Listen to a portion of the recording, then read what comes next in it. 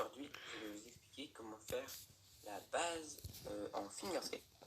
Bonjour à tous les abonnés, c'est Flo, on se retrouve pour une nouvelle vidéo. Je vais regarder comment faire un ollie en mini-skate. Donc, qui s'appelle le ollie. Donc, pour ceux qui ne connaissent pas, en fait, c'est effectuer tout simplement un saut. Voilà, comme ceci. Donc, soit à 3 doigts pour ceux qui débutent, ou soit ceux qui se débrouillent bien à 2 doigts, comme ceci. Donc, je vais vous apprendre comment le faire. Donc, tout d'abord, à 2 doigts. Donc, à 2 doigts, vous posez bien vos doigts comme ceci, comme on tient un fingerscape normal. Donc, vous roulez. Alors, comment ça va se passer? Donc, ce doigt-là va appuyer comme ça. J'essaye de faire en même temps. À rouler juste comme ça et à faire ça, à lever en fait, à appuyer juste comme ça.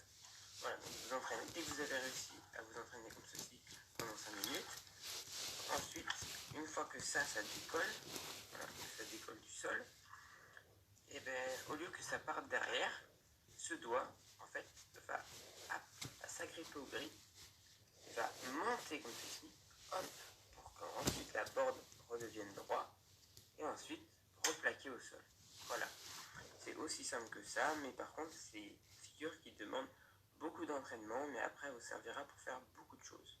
Voilà, donc vous lancez, donc à 3 doigts c'est pareil, sauf que vous avez le doigt qui est ici, qui ne sert pas à trop grand chose, vous envoyez là, sauf que au lieu que ça tourne ici, ces deux doigts là montent comme ceci avec le grip, il faut que vous ayez un bon grip sur votre board pour revenir droit, et dès que c'est droit, vous pouvez le replaquer tout simplement. Donc je vais vous montrer à quoi ressemble un ollie quand vous aurez réussi. Voilà à quoi ressemblera votre ollie quand vous aurez suivi mon conseil. J'espère que vous avez bien aimé la vidéo. Au revoir.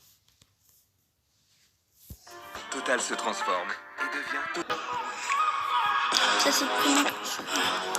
Boum! Hey tout le monde, on se retrouve pour une toute nouvelle vidéo. Et comme vous avez pu voir sur la chaîne ces derniers temps, il y a eu pas mal de maquettes, comme la maquette du parc Unicorn que j'ai vraiment aimé fabriquer, ou même la maquette de la recyclerie qui était vraiment plus dure et plus élaborée avec de la texture. Et à chaque fois dans les commentaires, on me disait mec, fais du fingerskate ou du finger BMX dessus. Et moi j'étais beaucoup trop chaud, j'avais beaucoup trop envie de le faire. Mais le problème, ça reste l'échelle de la maquette. Le BMX, il est beaucoup trop gros par rapport à la maquette. Et du coup, il fallait remédier à ça pour pouvoir faire du fingerskate et du finger BMX sur une maquette. Et donc c'est pour ça qu'on passe totalement à autre chose et qu'on va fabriquer cette maquette en béton.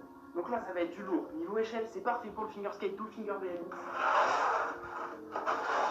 Et là, ça va pouvoir grave rouler. Allez, c'est parti, on passe à la fabrication. Let's go! Ah non, mais je t'avais prévenu qu'il fallait s'abonner et activer la cloche qu'il y avait du lourd qui allait arriver. Hein. Donc maintenant, je te conseille de le faire, hein, parce que là, vraiment, c'est de la dinguerie ce truc. Donc du coup, pour fabriquer ce parc, fini l'impression 3D. C'est beaucoup trop gros pour l'impression 3D. On passe sur du béton. J'avais une planche, j'ai modélisé cette planche pour pouvoir modéliser un skatepark dessus. Parce que même si on n'utilise pas d'impression 3D, avoir des plans, ça va être beaucoup mieux. On va pouvoir tester différents agencements. Et j'en suis arrivé à ce design-là. Alors pourquoi ce design? Je trouvais qu'il était assez optimisé pour la planche. Il y avait pas mal de transferts.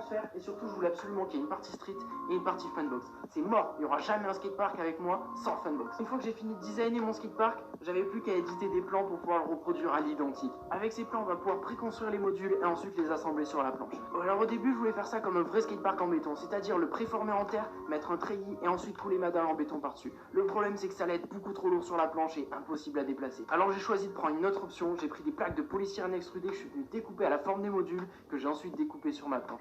Donc pour ça, une fois que j'avais les plans, j'ai pu découper des patrons dans des feuilles A4. Et rien que ça, déjà, c'était ultra long. C'est là où je me suis dit que c'était pas forcément l'idée du siècle, que ça allait prendre une plombe à fabriquer.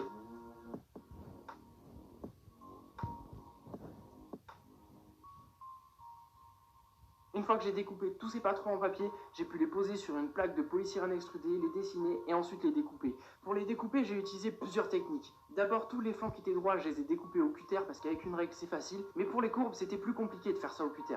Donc j'ai fabriqué une machine rien que pour les besoins de cette vidéo. Une découpeuse à fil chaud. Et d'ailleurs, je l'avais un peu teasé sur Instagram, il y avait plein qui avaient trouvé ce que c'était, mais pas beaucoup ont trouvé à quoi ça allait me servir. Avec ça, on va vraiment pouvoir former les courbes de nos bosses. Mais attention, quand on coupe du polystyrène à chaud comme ça dégage des vapeurs vraiment nocives. Il faut vraiment se protéger et mettre un masque. Un masque comme ça filtre tout, même les rageux. C'est vraiment trop stylé.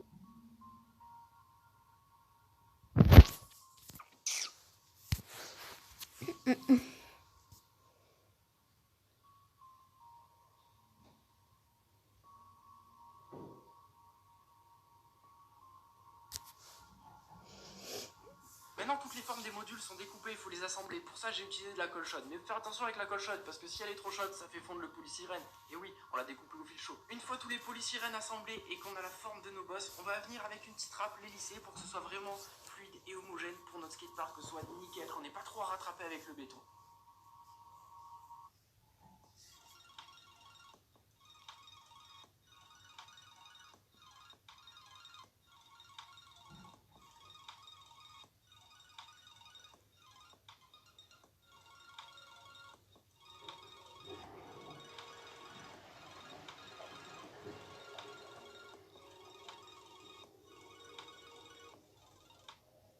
Pour 40 € en plus, avouez que votre passager a raison. La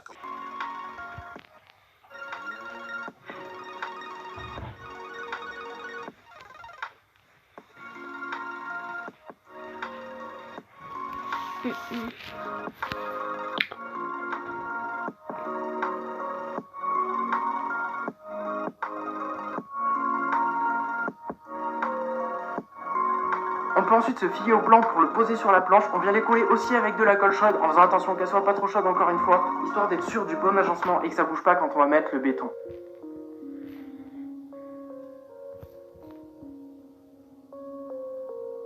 Une étape pas des moindres, ce que je vous conseille de faire, c'est de passer des coups de cutter sur votre planche de bois, histoire que le béton accroche bien la planche et que ça se décolle pas et que ce soit nickel.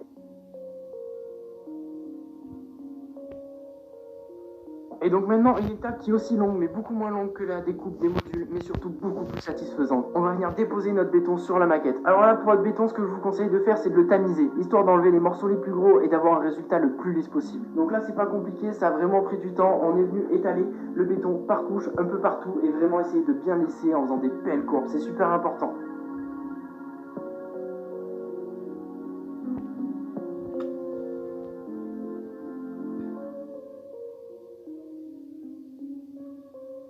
Eh ben, il était pas tout seul.